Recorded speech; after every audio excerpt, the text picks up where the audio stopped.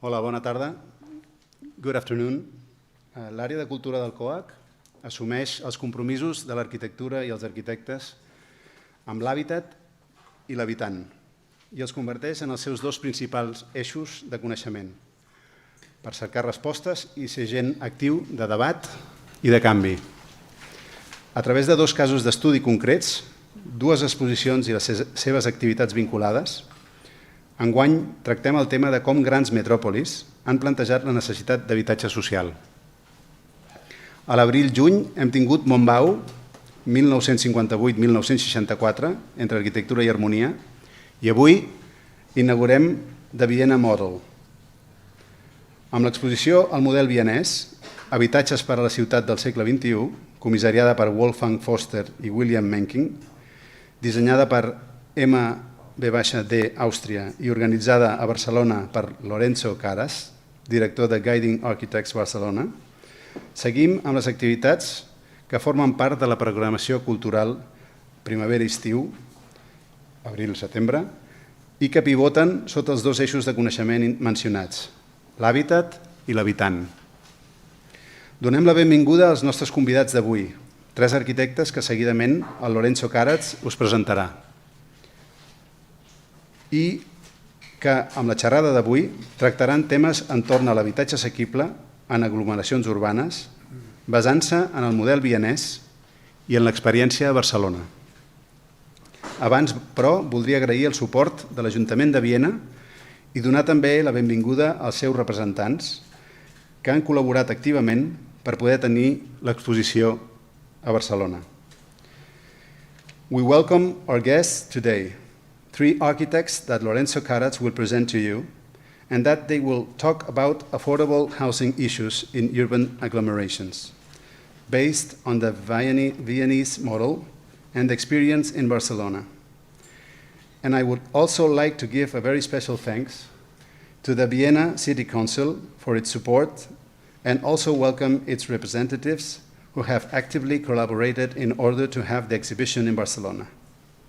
And now I give the floor to Lorenzo, who will introduce today's session.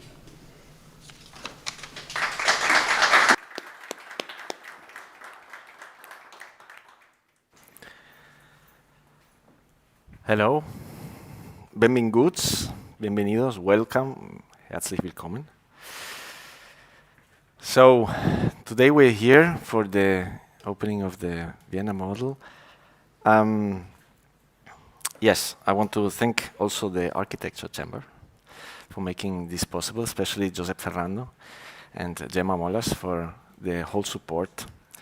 Christian Schantl here with us from Wiener Wohnen, City of Vienna, Social Housing, and Stephanie Herr from Guiding Architects and Esther Jimenez. Without them, it wouldn't be possible to bring this exhibition here. Today, the topic of affordable housing in big cities is one of the main challenges of our society. The different balance between public and private housing, ownership and rental housing, rising prices due to speculation, and the lack of building land make this basic human necessity a rare good in many cities and require creativity and long-term solutions.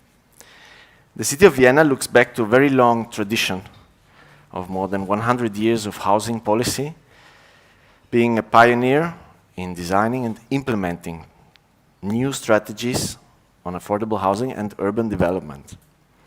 It starts with the famous Red Vienna and reconstruction of the Second World War, and municipal housing, subsidized housing, making whole districts of the city. And as a consequence, nowadays, about 60% of the population of Vienna live in what we call social housing, subsidized housing, which is a unique situation. So the idea of this event of today is to somehow introduce this model and on the other hand, discuss it and foster the exchange, the mutual learning on sustainable, innovative strategies of affordable housing, being aware that you cannot apply one example of one city to the other place, but still I'm very sure that we can learn from each other. So just about the exhibition, some words. The exhibition, as was already mentioned, is curated by Wolfgang Förster, William Menking. It was initially conceived together with two artists, Sabine Bitter and Helmut Weber, 2013 for the Austrian Cultural Forum in New York, and then redesigned by MVD, Austrian, updated twice in 2016 and 2018, and has been shown in over 15 cities around the world. Just to mention some, in Sofia, Riga, Istanbul, Hong Kong, Vancouver, Warsaw, Zagreb, and Dublin. So the design, you will see, is based on a scaffolding system and can be adapted to the different venues, and tries to explain the whole dimension of the social housing in the historical, political, urban, social, environmental, cultural, and artistic dimension. It can be visited until the 18th of September, and I'm very, very happy that today here for this event we have now with us on one hand ARTEC Architecten, Bettina Götz and Richard Manahl from Vienna. They will give a talk, followed by a talk by Josep Maria Montaner, who will put us in context between Vienna and Barcelona. And afterwards, we will have a common discussion where you can also ask questions. We are also connected online, actually. So just as a short introduction, ARTEC Studio was founded in the 1980s in Vienna. They are specialized in collective housing, but their rich work includes public buildings such as schools as well as industrial buildings, interior design, exhibition design, and several essays and architectural publications.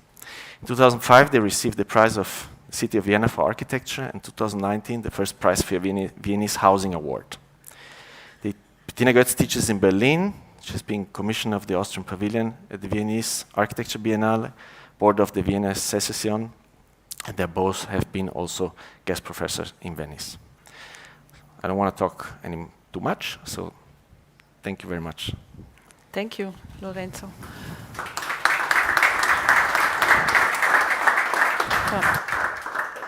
So first of all, thank you for the invitation to Barcelona. We are really happy to be here after this long time of isolation in Vienna, and it's nice that the first journey brought us to Barcelona.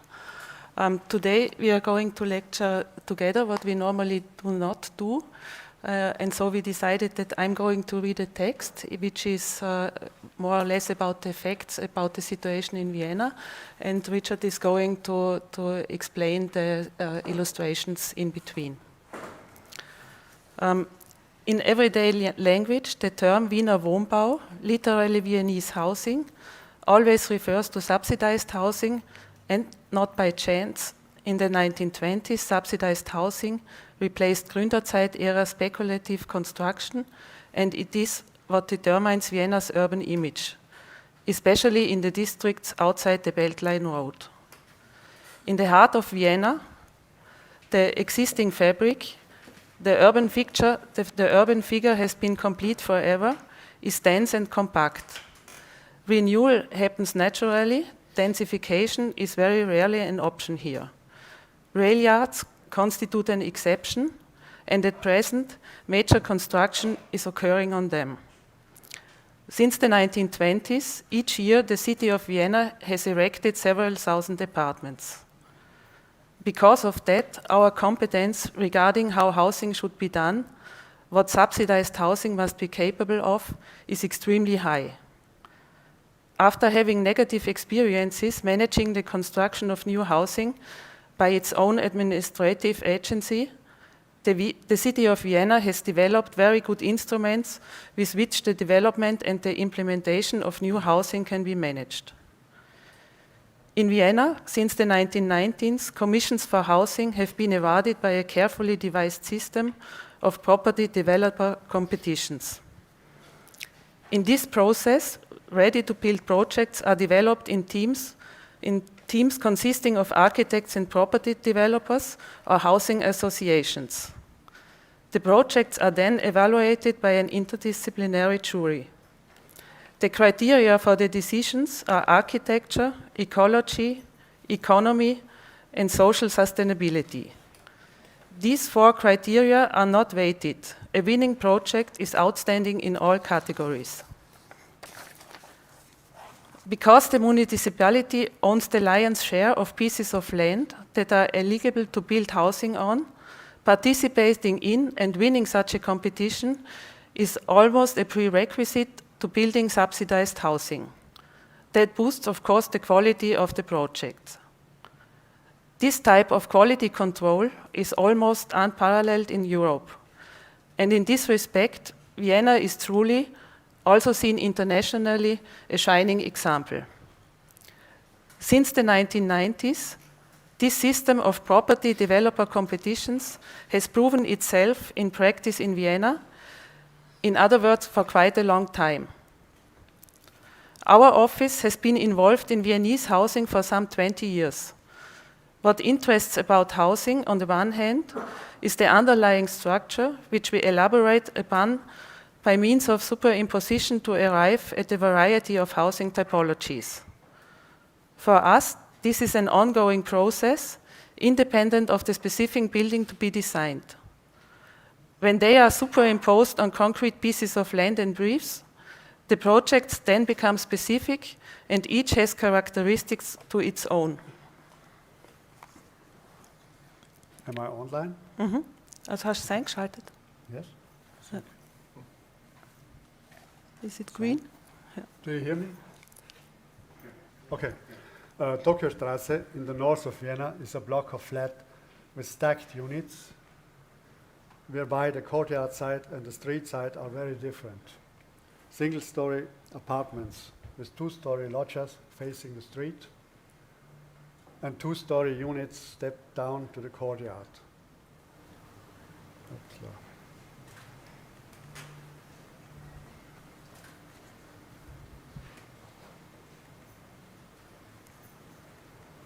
The house on Mühlgrund, the next one, with the newly built subway in the back, has only a very limited building plot. The apartments are open to the south. The house is a passive house with an internal vertical garden and a roof garden by the landscape architects Aubeck and Kárász.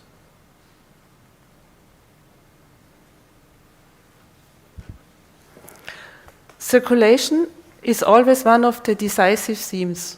There must, of course, be daylight, a variety of paths to the individual apartment, generosity, potential for appropriation of spaces outside the apartment, etc.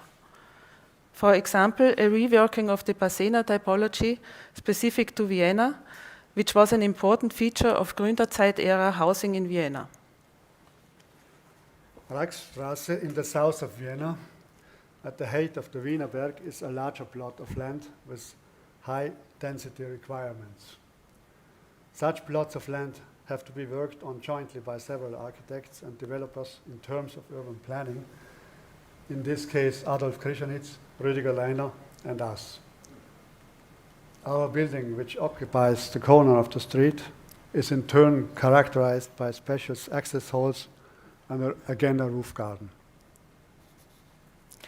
Each of the apartment buildings we realize is distinct. What excites us about our work is continuing to refine topics. And by this we mean addressing new topics again and again. That is also necessary because the situation is becoming more and more acute. Money is getting tighter, the budgets for constructions are shrinking, but at the same time, the standards stipulated in norms, building codes, and housing subsidies guidelines must still be met. Under today's condition, it would no longer be possible to realize projects that we planned and built 10 years ago. After each project is completed, the same question arises: what now? Making a virtue of necessity has of course always been architecture's task, and so one starts thinking time and again how one could clear these hurdles. But architecture alone cannot solve these problems. With regarding to housing, achieving good architecture also always requires a political client who is in a position to raise the burning questions and, in cooperation with the architects, to define the necessary programs. In Vienna, in recent years, a program named Smart Apartments has been introduced. It calls for units that are even smaller than in social housing, whose apartments have thus customarily been categorized based on 50 square meters for a two-room apartment, 70 to 80 square meters for three-room apartments, and 85 to 95 square meters for four rooms.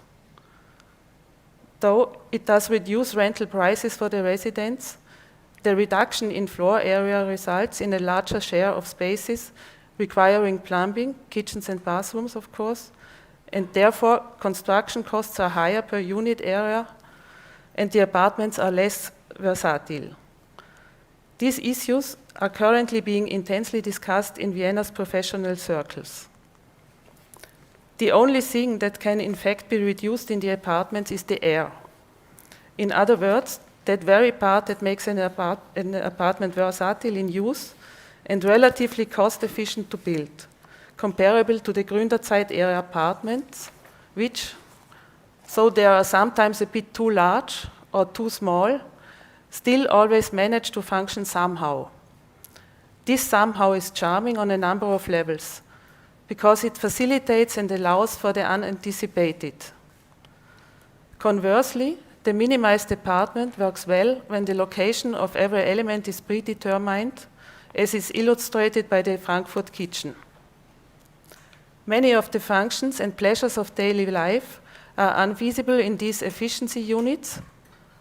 Working at a computer might be possible, but activities such as throwing a party, inviting friends over for a dinner, artisanry, or carrying out two or more activities at the same time are barely manageable. Peresgasse is a newly developed urban area in the north of Vienna, close to the new U2 line. Around 3,000 apartments will be built here. Due to the involvement in several developer competitions with a new type of prefabricated building system that allows building without load-bearing interior walls and generous exterior areas for the apartments, we, together with Wimmer and Partner as architects and Raum und Kommunikation as developer, have been invited to develop one of the properties. The building system was first used in St. Pölten, a city west of Vienna, as a prototype in a smaller form.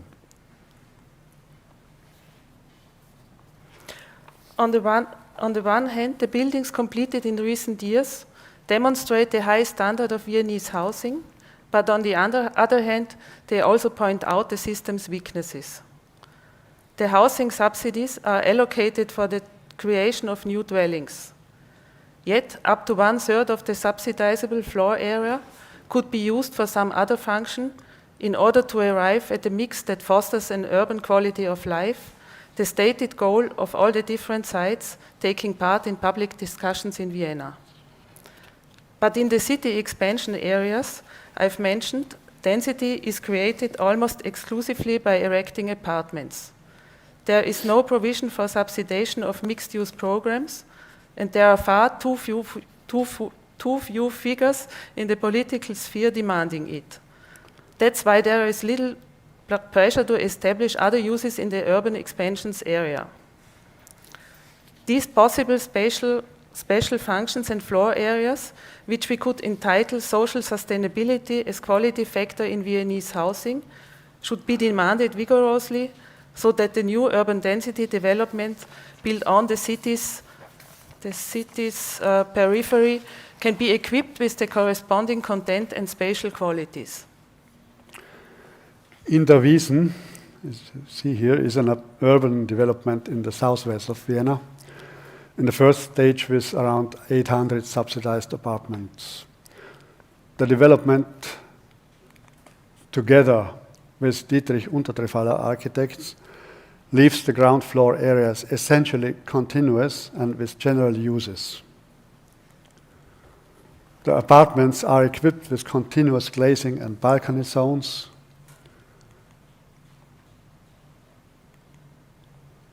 The structure inside is designed without load-bearing walls where possible. The generous landscaping throughout the area was again designed by Kárász. And here lies a fundamental problem. Also, housing is clearly the content.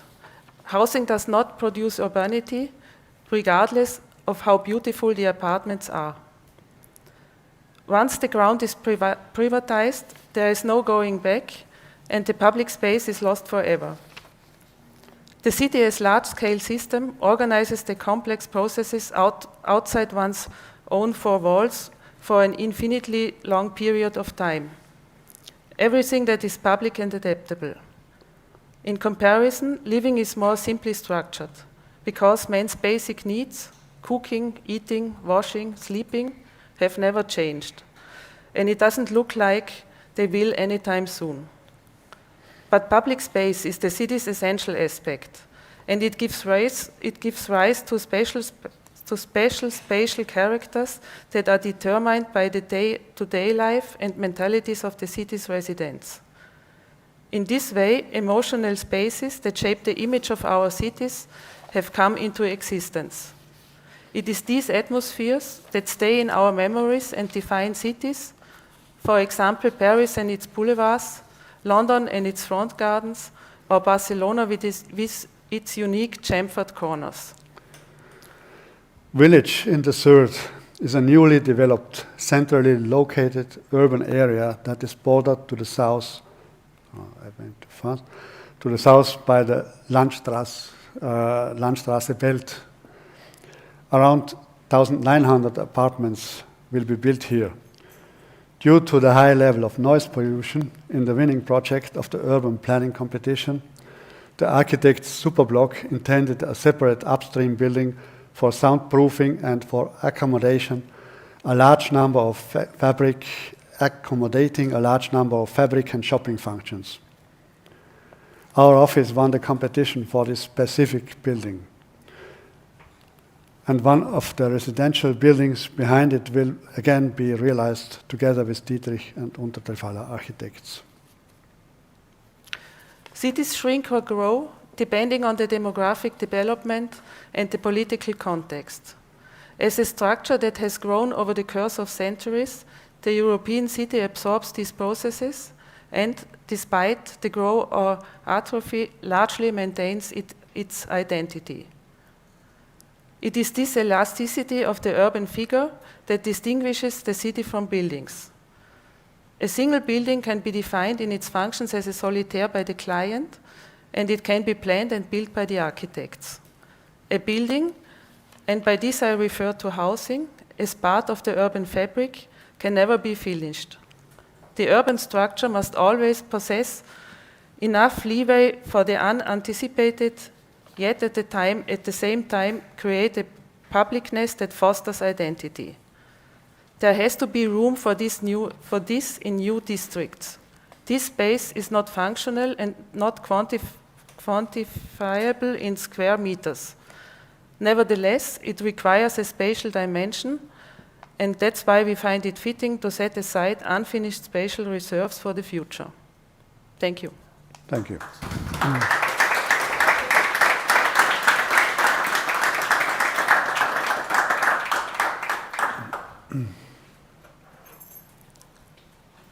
Thank you very much, Bettina Götz and Richard Manahl from ARTEC Architecten from Vienna. And the next will be Josep Maria Montaner from Barcelona. He's senior professor, university professor of theory and history of architecture at the Barcelona School of Architecture, former co-director of the Housing Laboratory of the 21st Century Master Degrees, and has taught at several universities and institutions in Europe, America, and Asia. Author of numerous books and articles, he regularly writes for the media. In 2005, he received the Spanish National Prize on Urbanism, and from 2015 to 2019, he was Deputy of Housing in the Barcelona City Council. Since 2021, he is member of the Real Academia Catalana de les Belles Arts de Sant Jordi. Hello, thank you very much for the invitation. Thank you, Lorenzo Kárász and Col·legi d'Arquitectes de Catalunya. For me, it's a pleasure to debate and to talk. Thank you. To talk about housing, to talk about Vienna Model, that for the viviendistas, for the people interested in housing, is the maximum model on housing, and to talk also about Barcelona, to begin some comparison or some discussion about the two models. And also it's a pleasure to share this debate with ARTEC architects, with Bettina Götz and Richard Manahl, and to know this last generation of housing in Vienna, especially after 2015, that Vienna decided build a lot more public housing. Some minutes about history. Well, this is the presentation about the Vienna Model. We talk about a model, but Vienna Model was and is a dynamic process. It's not a closed model. Was based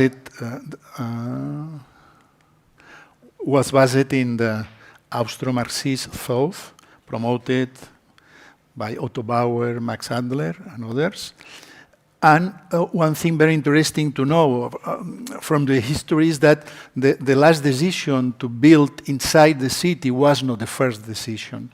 The first proposal, when Adolf Loos, and this is not very known in the history of architecture, Adolf Loos was the architect-in-chief in Vienna between 1920 and 1923, with the collaboration by Margaret Schulte-Lihotzky. And the first option was colonies or peripheral Siedlungs with staggered and flexible houses for cooperatives of housing, for cooperative settlements, with the idea of self-construction, evolution, architectural flexibility, searching a new solution for housing, popular housing. But the decision by the Marxism was, the final decision was to build inside the city collective blocks following the traditional form of the courtyard, the patio, the Hof, as Karl Marx Hof, the most known, and it means inserted into the city fabric near to the public transportation infrastructures, and not least, but the most important, are the facilities, the community facilities inside the complex, laundries, collective restaurants, and so on. In this process and model, the main step was to buy land for public property, and the social houses were used like a subsidy in this time, and could be now also, as a compensation for workers out of work in a time of a world economic depression. It was dynamical and controversial. One lesson from Red Vienna is that all housing policies are not an end in itself, but rather strategic decisions in a much broader fields: city structure, work, salaries, industrial construction, financial funds, and another lesson is that housing policies take decades. In the Vienna Model, 100 years. And some considerations about contemporary Vienna. I have no slides, but only one sentence.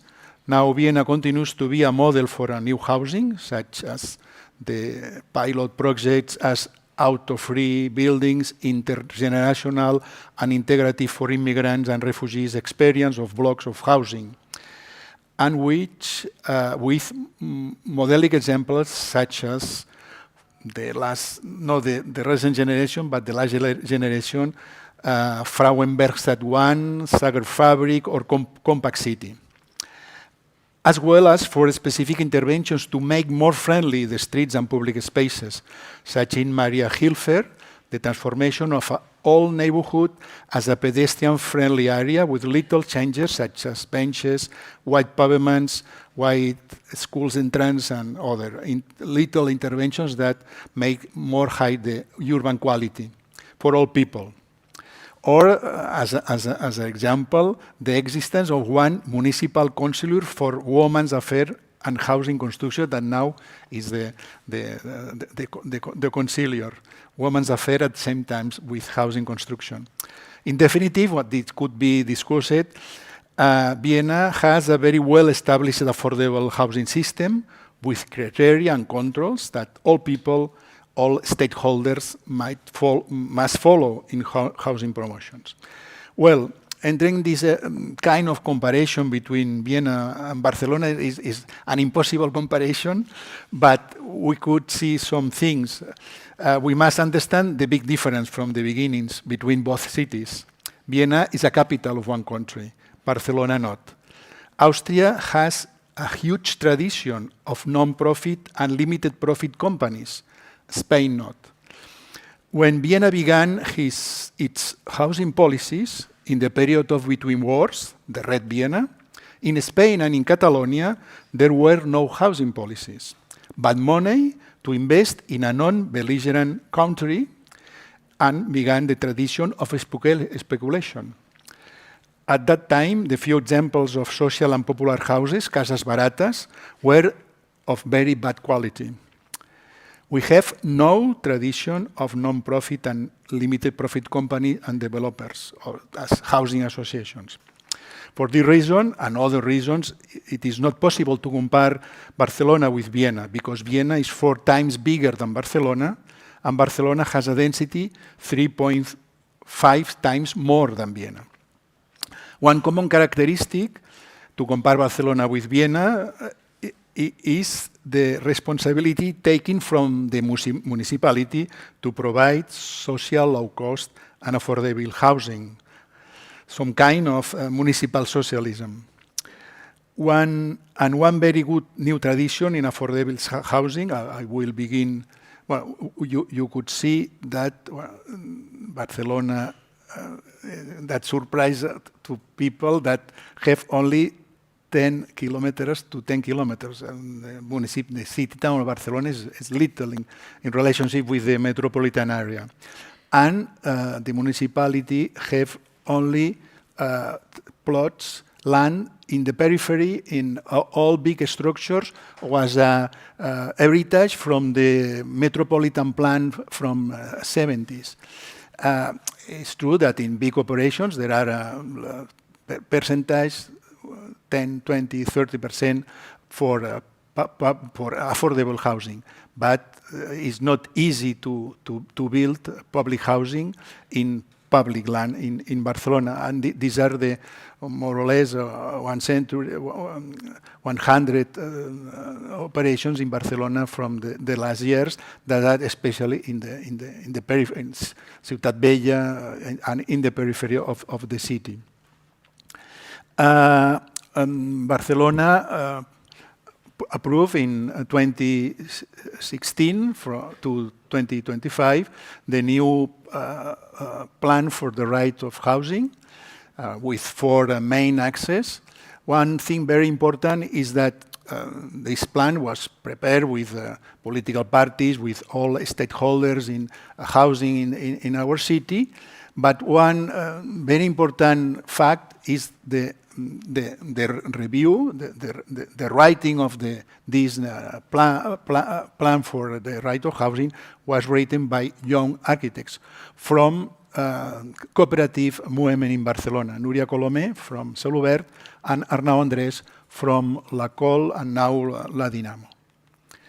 And well, you could see again where are the big plots in the city, where are the possibilities to build this affordable and public housing. And to know 4 or 5 the most important characteristics of public housing in Barcelona, one very good tradition in our city are these more than 25 apartment buildings for elderly people, apartments by 40, 45 square meters, with a very high level of communitarian facilities. There are a lot of cases. This is one of the better, projected by Esteve Bonell, Josep Maria Gil, Marta Peris, and Josep Toral in the Plaza de las Glorias. All people that live there, people more elderly than 65 years, is very, very, very happy to live there and to have their apartment, their private space, and could participate when they want in the collective life in the complex. Another thing, some novelty, is the rehabilitation, a proactive rehabilitation, to invest a lot in rehabilitation, 25 million euros every year, very different from the last government in Barcelona, and even to buy old buildings, to buy old and new buildings, because as I explained it before to our colleagues from Vienna and Berlin, the average of time to build a public housing in Barcelona is 8 years, 7, 8, 9.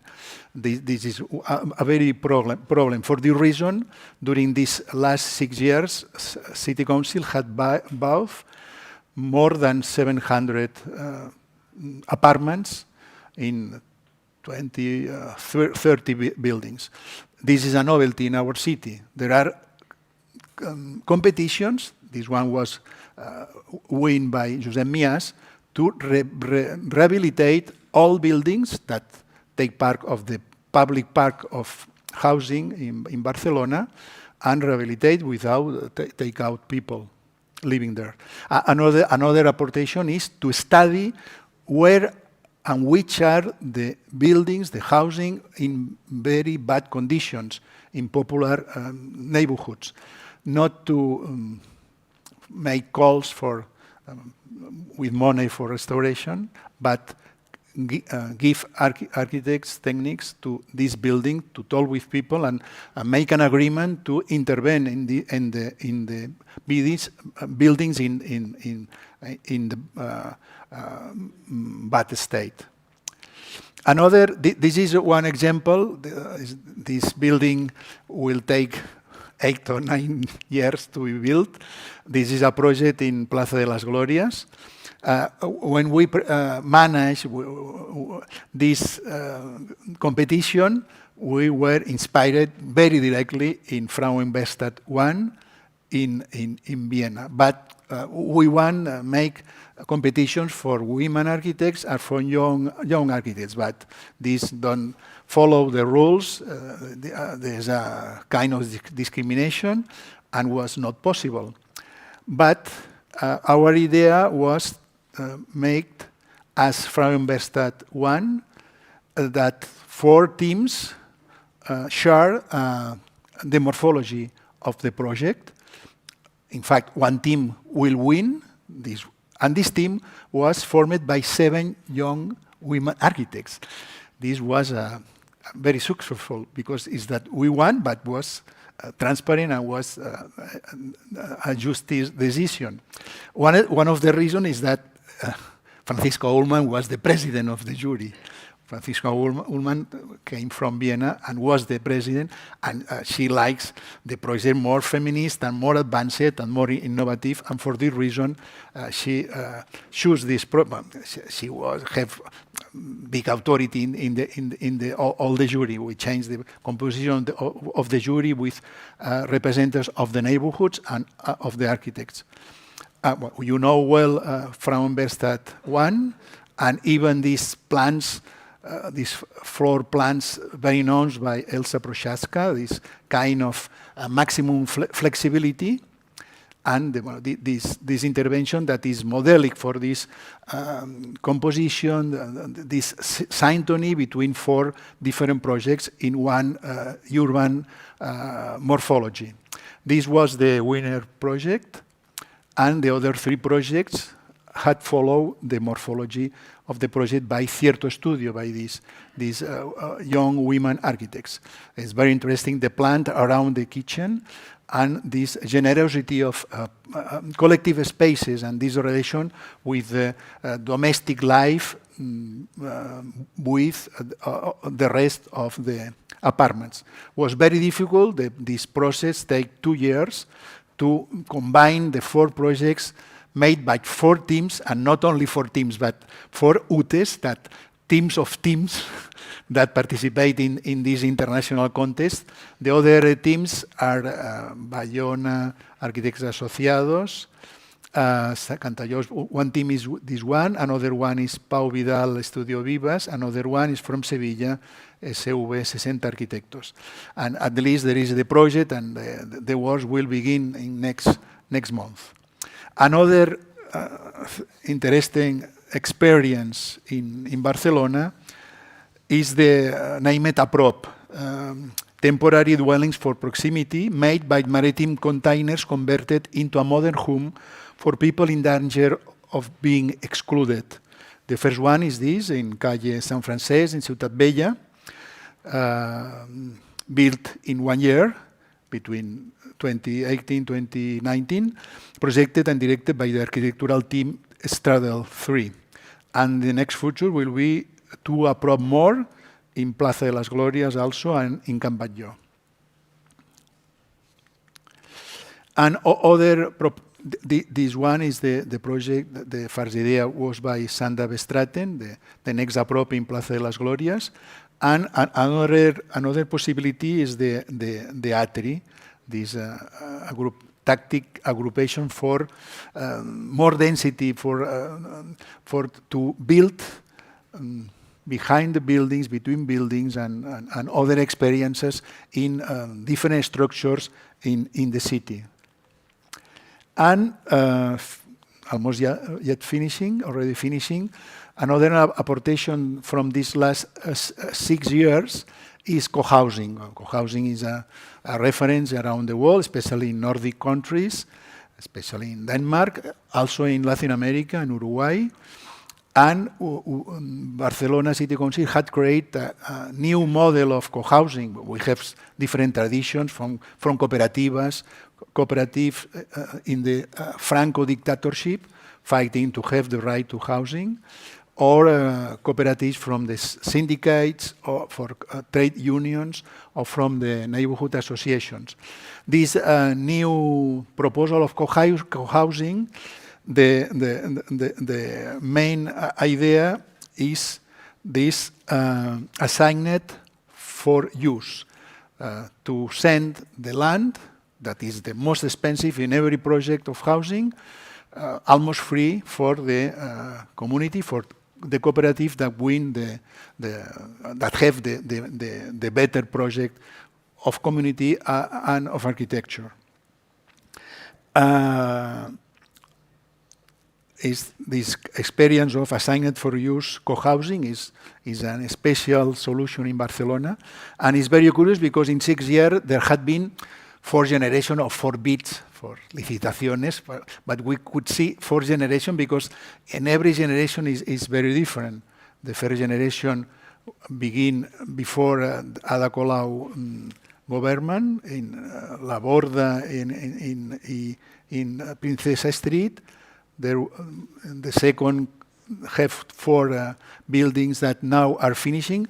In fact, well, the manager of housing was there, but he must leave our lecture because now in this moment will be open it and will we give the keys to the people of the cooperative of housing that will live in one of these 4 in Poplano. That is a project that had been built in 3 years, projected also by La Colle, the architects that were the architects in La Borda, that I will explain a little.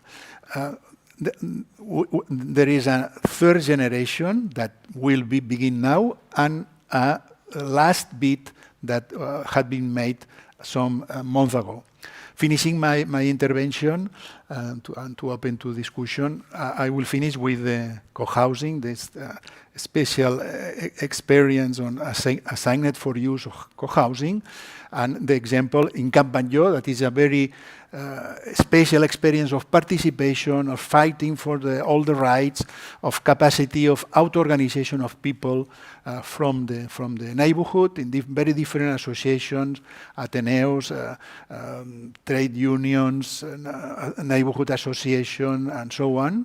And this old factory, was occupied 10 years ago.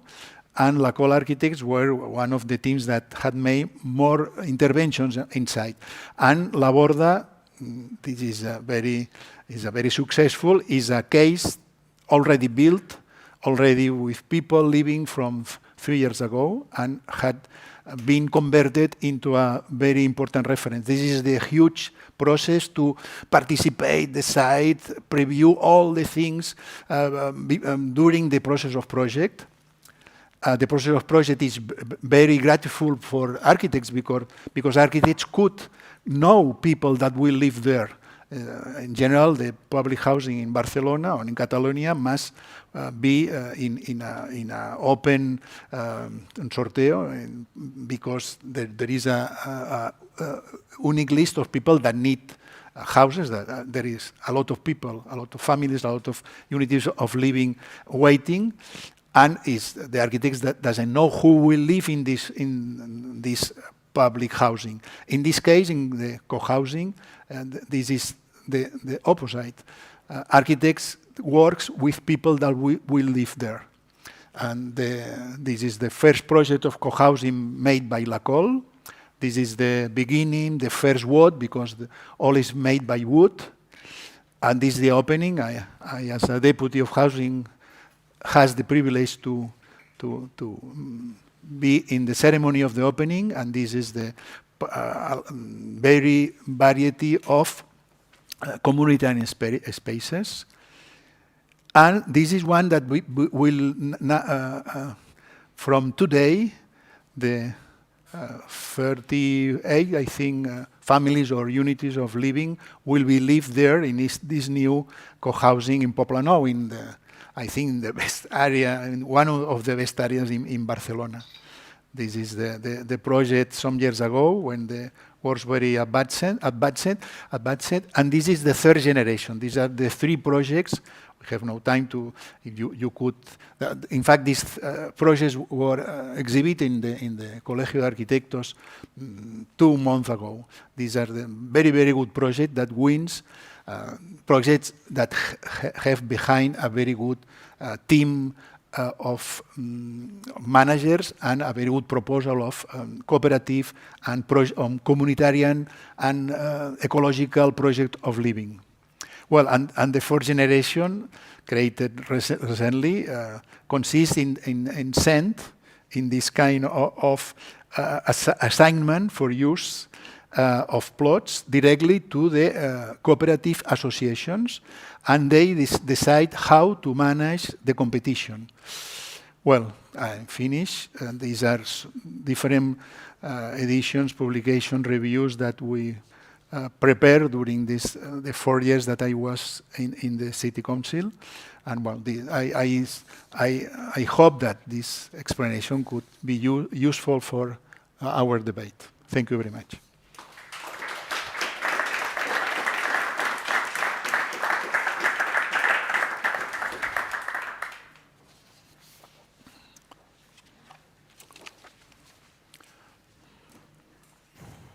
Thank you very much, Josep Maria. So, I'm very glad that we could have this exchange.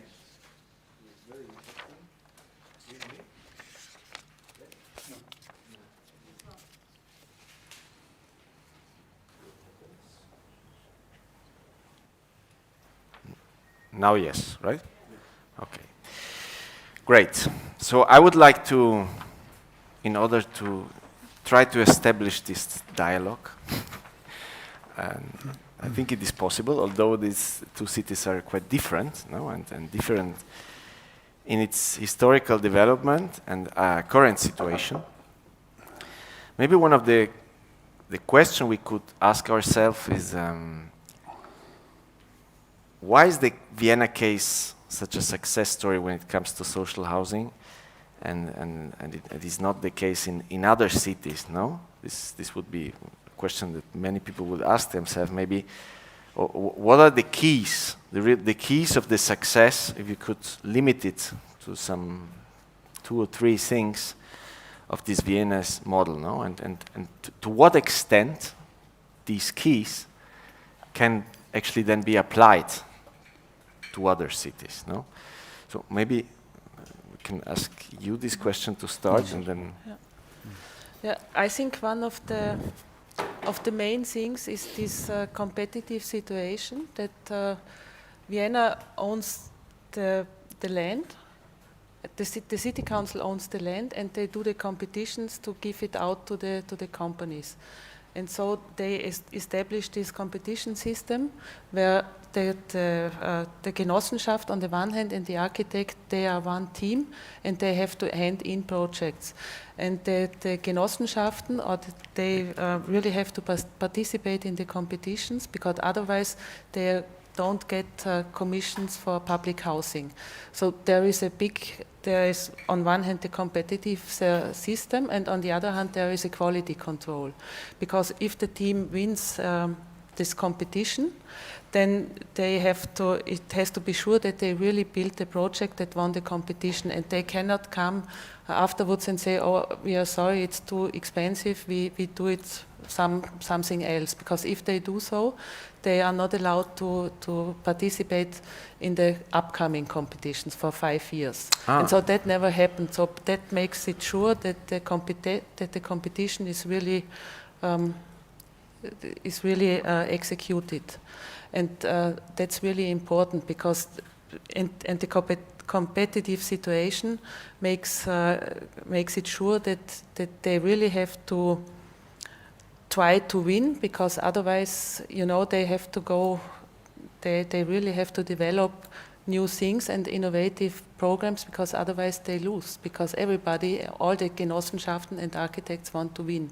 It's a lot of work, especially for the architects, because if you do a competition like that, in the end of the competition you have a project that you could hand in to get the permission and build it. So if you lose it, it's a disaster. If you win it, it's wonderful, but to lose it is it's not so nice. It's really high effort for the architects, yeah.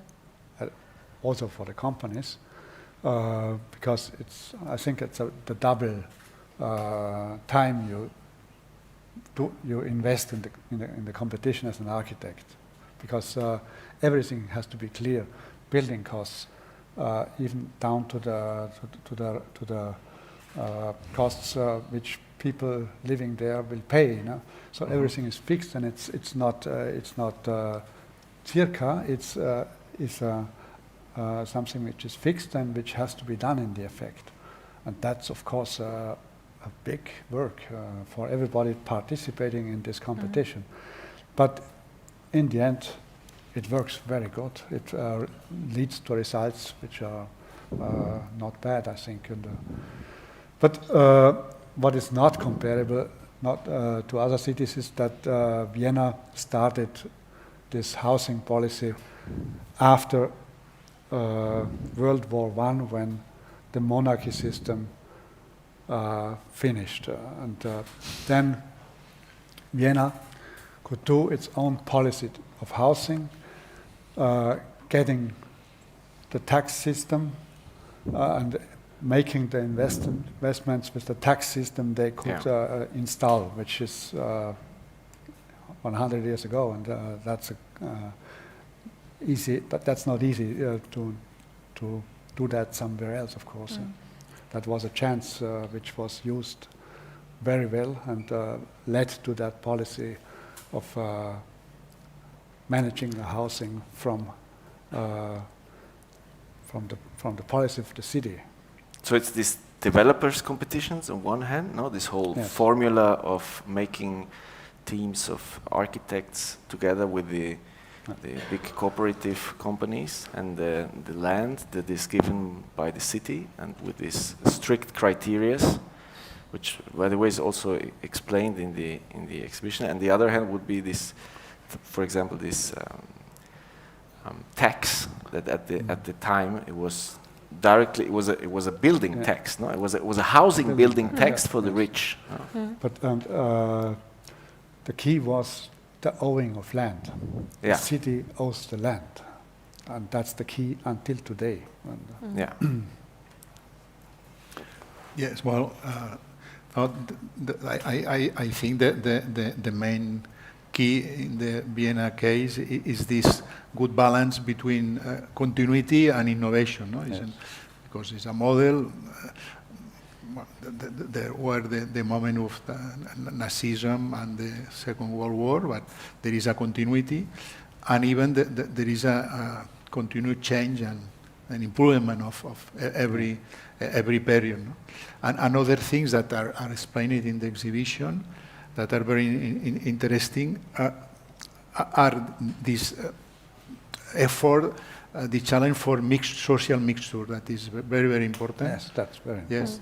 Yes. Barcelona tried to do this, but it must a kind of tradition, even from the administration and from the people to want to live with the other, with the different people.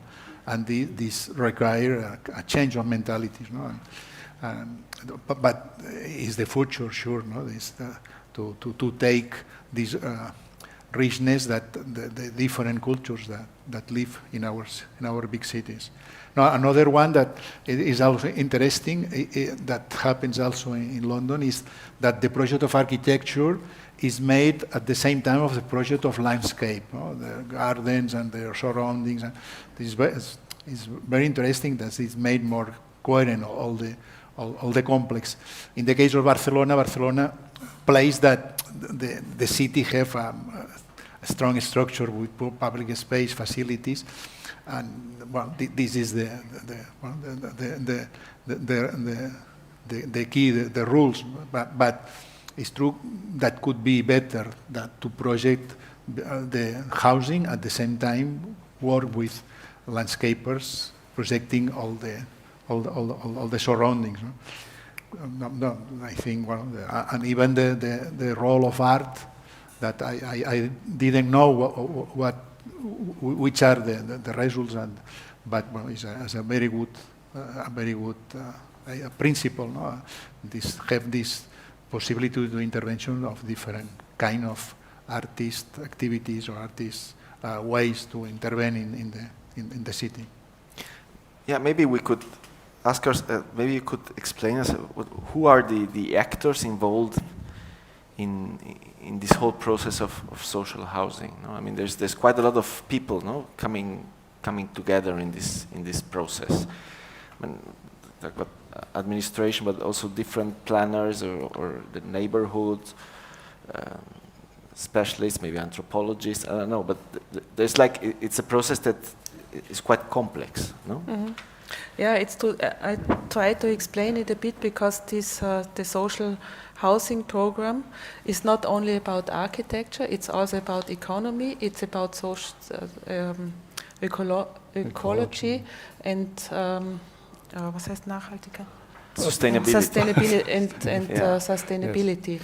So, and it's not, and only if it's good in all these components, then you can win the project. So, of course, there are a lot of people involved, also in the jury, because all these fields there are experts for everything. It's a quite big jury. Yeah. So it's an interdisciplinary team, and it's an interdisciplinary jury, no? That have to fulfill certain criteria. Yeah. Would something like this be possible in Barcelona? That's just a question.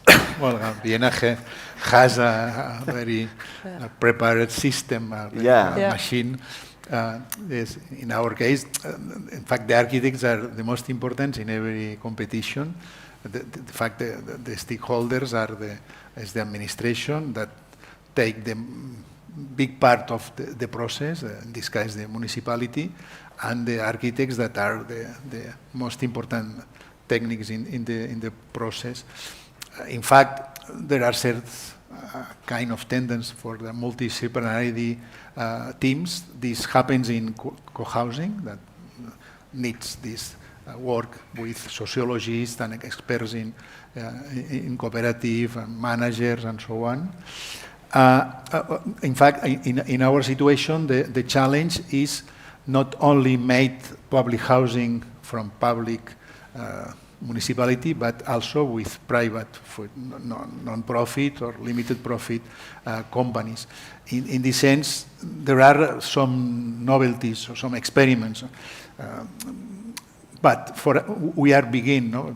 For us, every experiment takes years, takes a lot of hours of dealing, but there are some results for some agreements with private promoters, developers, and some competitions, not for architects, but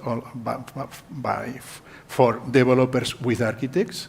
There are some cases already, and one that had been now in the newspapers is this agreement. This is a special agreement to save the Gimnàs Sant Pau.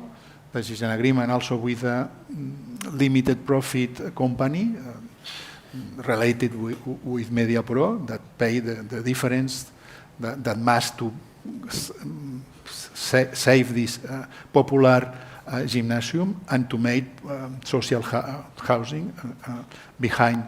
And another novelty is, in fact, already exists only from May, the first housing association in Spain that take 5 years to manage this. That is the Metropolitan Operator for Affordable Housing of Rent, Habitatges Metropolis Barcelona, that had been formed with half of the capital from Barcelona City Council and the Area Metropolitana de Barcelona, and the other half of the capital by a private developer, a limited profit company, now formed by two housing companies, housing developers that accept a limit of 4% of business, only 4%. The rest must be invested in new housing for rent in the metropolitan area. For our fighting is to make to have a very more broad stakeholders taking part of the process. And what would you say are the limits? No? When you carry out this type of project in Vienna, and you said it is very hard work, no? Because it's, and on the other hand, maybe because what is interesting is that this system, a positive factor is not that. I don't know if it's true. Is the question: is it true that the system at the end of this developers competition creates housing that are even higher quality than privately made houses, which I just said in the Spanish context, to imagine that the social housing ends up being better. The quality is high. The quality is better than this is really something that is out of the context, because wants to spare the money. Yeah, and So they have no quality control. they have no Only the control. social housing has the quality control. I mean, this is really the great opportunity, no? That the social housing can even be better, no? Yeah. Than the private housing, because it doesn't have to maximize this profit, and it can introduce this mechanism of control, no? One fact is now in 1 hour will be the ceremony of FAT prizes. Yeah. And in the finalist project are 2 projects of public housing between the 4 or 5 finalists. That I don't know, but could be that one project of public housing, one in Barcelona, another near to Barcelona, be the better project around all the Iberian Peninsula the last year. No? Just to put in context, because today at 7 o'clock there's also another thing happening. So there's 3 things happening today, which is big prizes of the biggest architecture design prizes in Catalonia. And so it's interesting that they have... Concurrent. What is important is that this is not only the competition system, but this jury, this Grundstücksbeirat, this gremium of people is also for every project, for the control of every project which uses money from subsidized system. Yeah? Not only the competitions is what the city brings the land in over the competition. And if somebody has the land and wants to have the money from the state, from the city, he has also to go in that gremium of control. So that's always a controlled system. And the private investor does not have to do that. Yeah, and then the most interesting in Vienna is that this subsidized for housing is very directed to developers, to people that are organized, and is against the neoliberal model invented in Chile from the Pinochet period. That is the subsidy is directed to people, money or lends to people that use this money in the market, no? And this is a very bad solution. In the Vienna, all the investment is it's not subject, but objects. Yes. No, but not for the subject, but for the object. For and this makes sure that will be a very good work. The other model makes money again to the big promoters. Yes. That made it can be good, but it must not. But also a new thing is from the law situation, new plots have to be built on with I think about 75, 2/3, 50%. 75%. 2/3, I think. Yeah. 2/3, something. With subsidized housing. Yeah, 2/3. That's really. So it's all there's a certain building land that starting from a certain amount of apartments that are being built. They have to make 2/3 of its social housing. Of course, cities can give a direction if they want. Yes. But something like this happened in Barcelona too. No, there's a law that part of I think it's 1/3. No.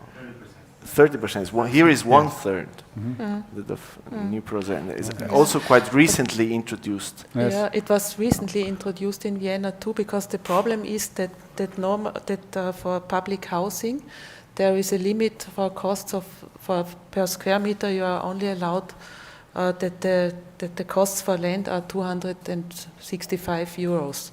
So that is why these extension areas are in the outskirts and not in the center of Vienna, and that was the reaction to work to make it better. Make a better mix. To make a better mix. And what is very important in Vienna is that the mix is excellent. There is no areas where just subsidized is, and you don't see it in the address where somebody is living from his money earning. That's very good. Yeah, like an instrument of social cohesion somehow. No? Yes. Which is in Spain, the most advanced in this percentage of affordable housing is Basque Country.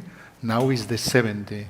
The 70% must be for affordable housing of every that's very project. And maybe talking about as a last point, typologies. No, which are the innovations in housing typologies in affordable housing of today that you are observing in your projects? Well, can you tell us something about this? Because it's very interesting. Because the social mix also brings a lot of typologies which then are somehow brought into architecture. No? Of course, this is a very important thing, but the next step should be, we think, in building technology, because we have to do smaller and smaller flats. And if these things are done in concrete, with walls load-bearing every 5 meters. if a 50 square meters, and with 2 meter and 50 room height, this will not be sustainable in any way. So we have to go away from that kind of building. We have to look for other methods of building where we can change the buildings afterwards, like the Gründerzeit did 120 years ago. So we can use these structures excellently because they have high room heights. They have no load-bearing walls between the exterior wall and the interior central wall. So you can put away these walls.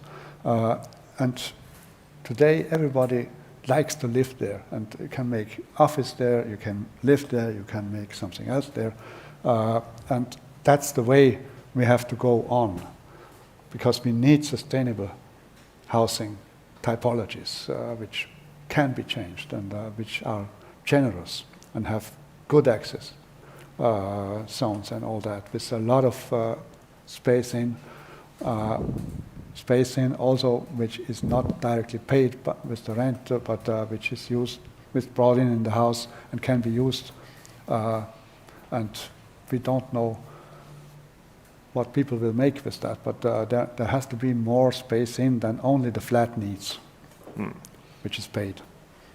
In this direction, towards the sustainability in housing, some novelties in the case of Barcelona is that in all projects pass a revision of equality of gender and accessibility. And the architects in Institute Municipal of Housing have these glasses to review all the projects. And as I have shown, there is these two extremes. There are a lot of cases of the buildings made by wood, and in fact, the wood buildings or housing in Barcelona are made in general, some by privates, but in general by co-housing and by public interventions. And this case of the construction by modular architecture, recycling containers. No, and in fact, we have work from the university in this kind of characteristics that the contemporary houses must have. This equality of gender, a non-hierarchical spaces structure. I think your projects have this characteristic. No? There are rooms, but the use of rooms is open-ended. All rooms has the same facilities, the same views, and so on.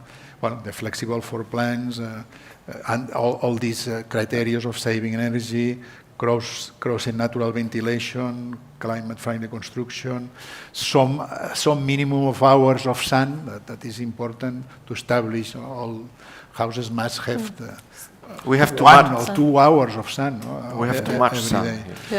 Balconies. Then in Austria, we don't have sun. We have too much sun. We need the sun. And now with the pandemic situation, have balconies. No? Recently in Spain, in Barcelona, was this kind of minimal idea and this kind of against the domestical living that made the minimal facades only windows, not terraces, because people use terraces to make bicycles, dresses, all things. Also and architects and in general administration doesn't like this, no? And the terraces had disappeared because even promoters say no, terrace is not good in our promotions. Now this must change because people must be in their house, teleworking and being in quarantena, then must have these open spaces, storage areas and so on. Corona was very interesting for that problems of housing. Yeah. So you see, you need outside spaces, maybe, or you need spaces which are not defined, or access spaces which are also possible to meet people and all that, not only minimalized staircases and just minimalized flats and no outside spaces, so people cannot live there. When they are isolated, they can absolutely not live there anymore. So, in fact, it's more important than the inside of the house. These 60 or 50 or 70 square meters is these semi-public and semi-private spaces, corridors there, and stairs and gardens. General spaces. Yes. No, and it showed very clearly the problem that an apartment cannot be too small, because a small apartment is much more expensive than a bigger one, because you really can only put out the air and nothing else. It's more because you need expensive the in kitchen, the you end. need the bathroom, and in the end it's much more expensive. The rent is cheaper at the moment, but the structure of housing is getting worse, because you cannot. It's no longer flexible, because then you have every 40 square meters you have a kitchen and a bathroom. What do you do with that if you use it as an office? So that we really have to think about structuring our buildings in a way that this flexibility is possible. To take this point, what do you think? What are the challenges we have to face as architects in future, in order to create affordable housing? I mean, what are the mechanisms and instruments we need? Yeah, that's a good question, because this is perhaps also the weakness, one weakness of the Viennese system, because it's very clear how it works. So the possibilities to try something else or something new is quite difficult, because everybody is used to do it as he did it the last 20 years or 30 years.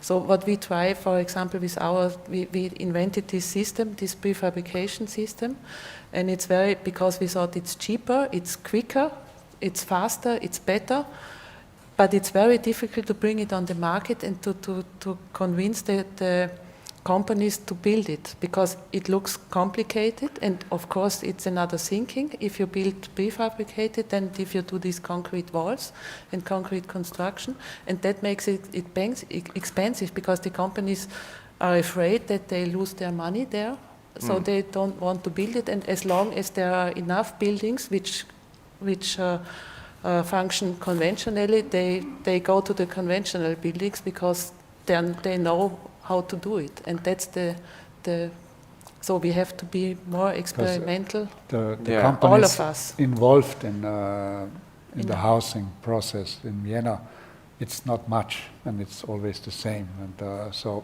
they have their base how they do that. Yeah, it's a very close system. There are 10 to 20 companies who do the housing in Vienna, because they did it since the last 20 years, and they are the market, and that's the problem, because they make the price in the end. This one is a key question, no? This implementation, this participation, this implication of people in their housing or in their neighborhood. In fact, well, now here in Barcelona there is a discussion that if the owners of housing care better and more the housing than the people is in rent. We are not agree. We think that the difference is to take part on the process, to be identified with the house. It's not to be owner or to be on rent.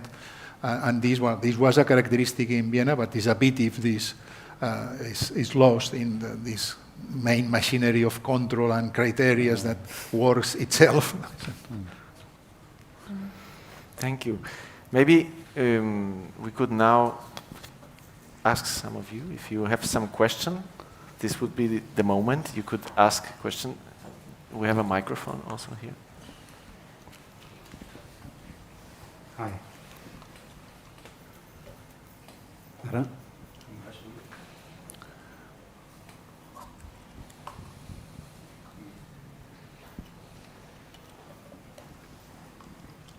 Sí, se'm sent. Okay. No, what I was thinking that's very interesting for us is what you explained about the competition system. It's great that Vienna has a lot of land, and this that you explained to us, that your team competes with other teams, and and each team has a developer, as far as I understood, and a construction company, more or less. So for us, that's a very different system of what we're used here, what we usually do, because normally the architect designs, and in the work controls the costs, and controls the construction company, and controls that the construction company does what he designed.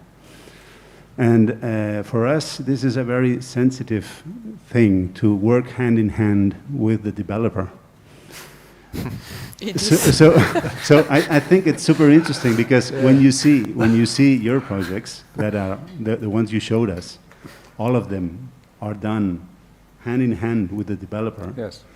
I think, I don't know, Josep Maria, that has worked in this world for many years. I think that's fantastic, because when you receive the project, you know that project has been thought from the project and from the construction matters and cost, as you said.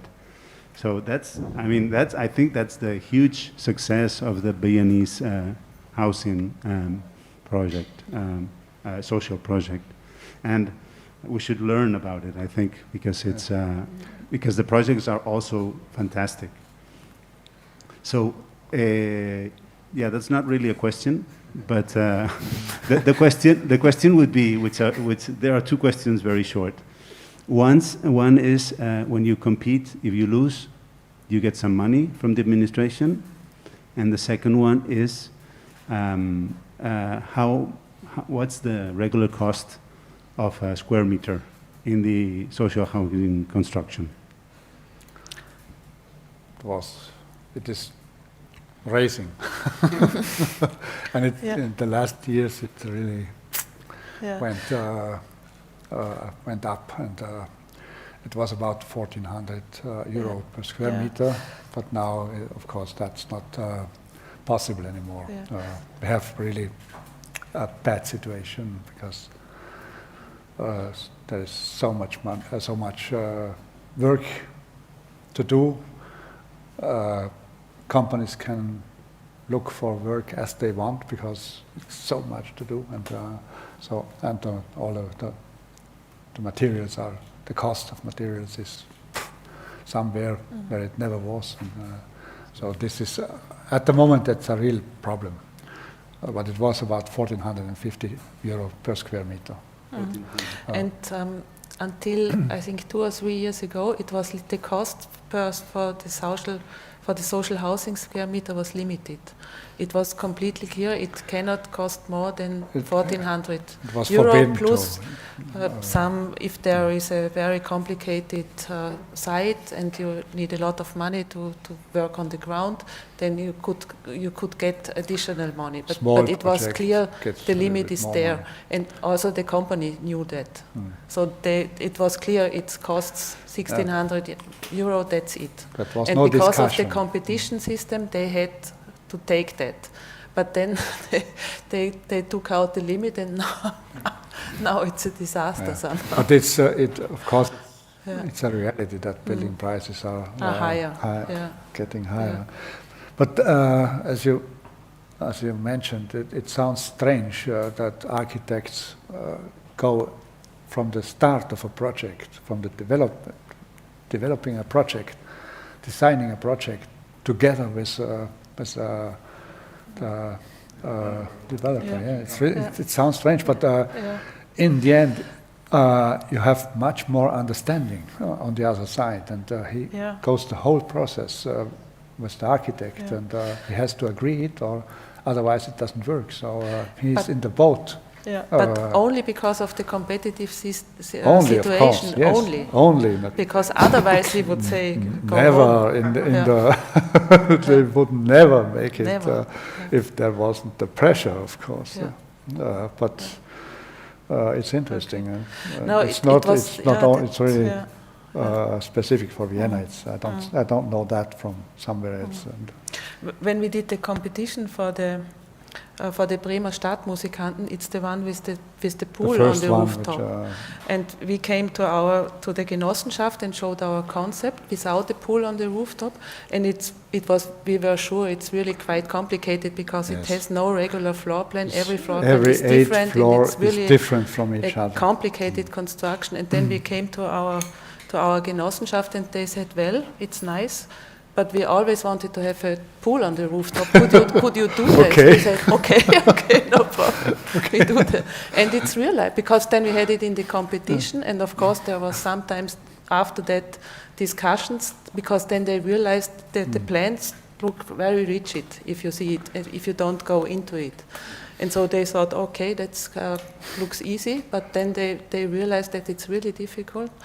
And so it came sometimes the question about the pool, but it was clear they had to do it because it was in the competition. And it's very nice. We come here. Yeah. If you come there with some people to look at to show it, and you go up to the roof garden, and you see people relaxing there in the meadow and passing. They have only to use the elevator.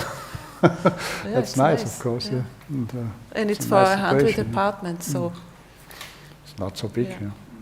Harry Glück did it in the 70s with the 3,000 people buildings with the pool on the roof, but it's for much more people and it's for much more.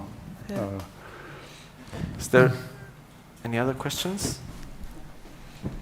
Yeah, hello. I'm not really having a question, but what I really like, I was studying with Lorenzo in Vienna, and now I'm an architect in Hamburg. And what I really like about Vienna is also the urban design, that they're not afraid of like big projects, like the scale of the projects.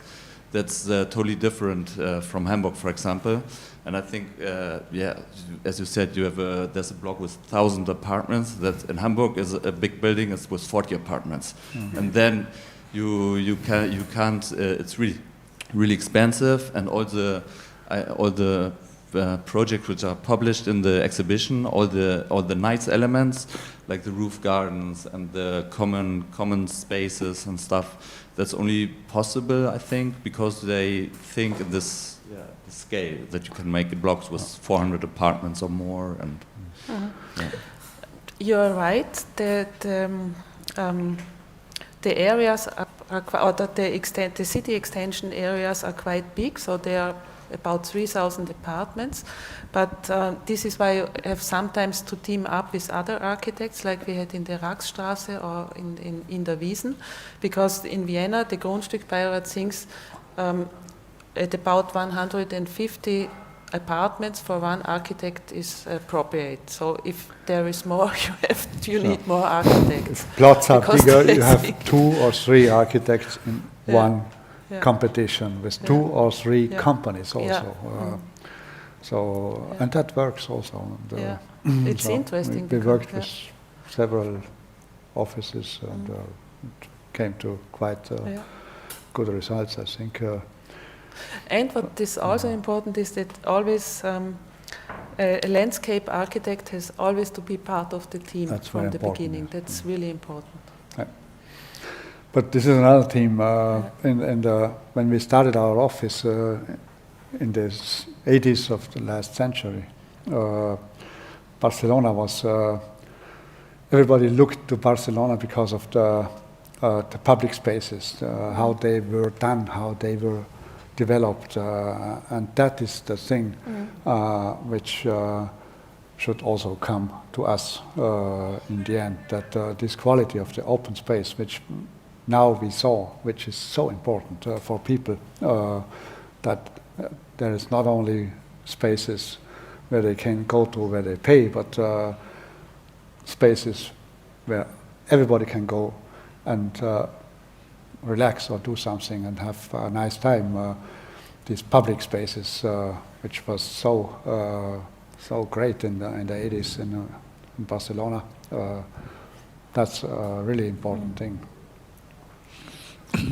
Yes, well, in fact, when democracy begins or was recuperated at the end of 17th, beginning of 80s, the Barcelona City Council decided that the thing that could make more with more speed is public space. That the city needs all museums, libraries, housing, but they decide the first is open the neighborhoods to the open space, and was a very good decision. And this make work for in general for young architects. And in fact, there were some landscapers in Catalonia, as Rubió i Tudurí, and in fact, this creates also a new tradition of women landscapers in Catalonia. That is very important, projecting these open spaces from the 80s, and this was not only an invention from Barcelona, because these architects, men and women, learned from Italy and from United States. But there was a very big, huge effort to learn to project the public space in the city and also parks in metropolitan area. Was the first step. No? Then was the museums, also the libraries. The libraries is a very came good, after one. Yes, sure. Barcelona have 30 or 40 new libraries, but was a next step. And housing is the step now. No, I was really surprised when you told that the density of Barcelona is 3.5 times the density of Vienna. I always thought Vienna is really dense. But that makes it clear that the quality of the public space in Barcelona is extremely important, because that's where people live, and that's what we always try to tell in Vienna, that it's so important, the quality of the public space. But it's clear if it's even more dense, then, and if you walk through the city, it's really generous to walk through Barcelona. At the end, it's out of a necessity. Yeah. Such as the housing in Vienna was out of a necessity. Yeah. And in this sense, So, interesting parallel. No? So, thank you very much. Thank you. I'm very glad. I learned. I don't know. I hope you learned also a little bit. And I invite all of you now to come down to have a look at this wonderful exhibition, where you can really deepen into 12 different chapters and enjoy it, hopefully. Thank you very much. thank you.